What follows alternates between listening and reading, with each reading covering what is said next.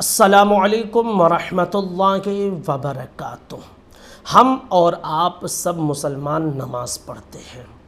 نماز میں ہم رکوع بھی کرتے ہیں، سجدہ بھی کرتے ہیں۔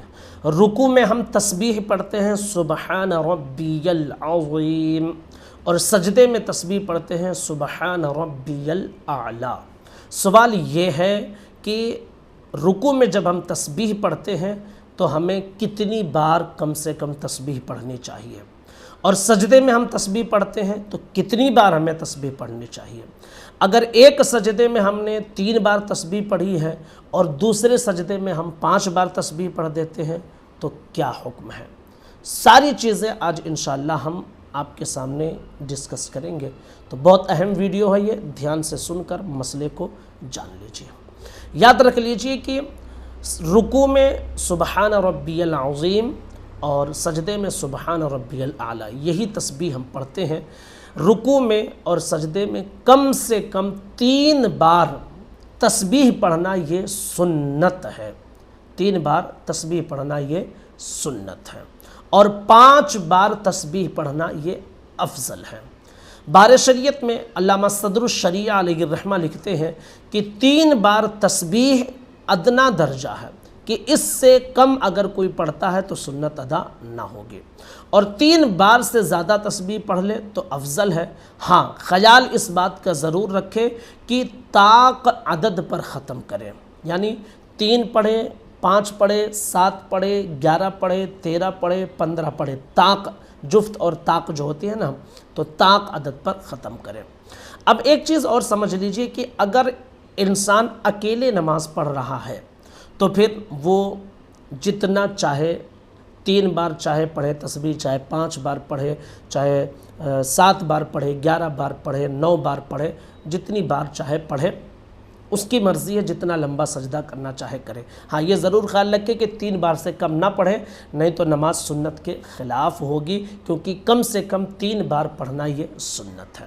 اور زیادہ سے زیادہ آپ جتنی بار چاہیں پڑھ سکتے ہیں اگر آپ تنہا نماز پڑھ رہے ہیں، بس زیادہ سے زیادہ میں یہ خیال آپ کو کرنی ہے کہ عدد جو ہو وہ طاق ہونی چاہیے۔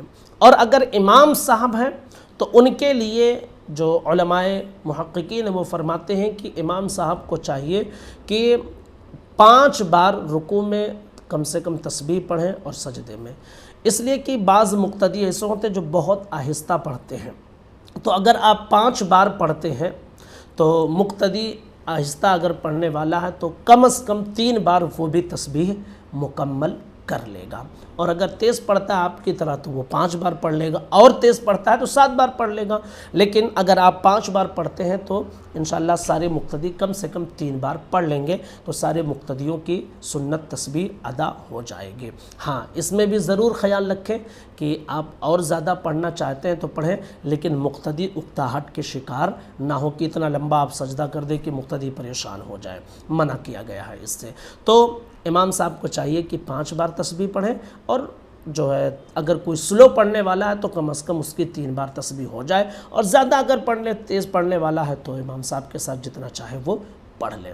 اگر ایک انسان نے ایک سجدے میں 3 بار سبحان ربی الاعلی کہا اور دوسرے سجدے میں 5 بار کہا تو نماز ہوگی یا نہیں، اس کے حوالے سے بھی لوگ پوچھتے ہیں۔ تو یاد رکھ لیجئے کہ شریعت میں یہ کوئی متعین نہیں ہے کہ پہلے سجدے میں آپ نے جتنی بار تسبیح کہی ہے اب تمام سجدوں میں اتنی ہی بار تسبیح کہنی ہے، ایسا کچھ نہیں ہے۔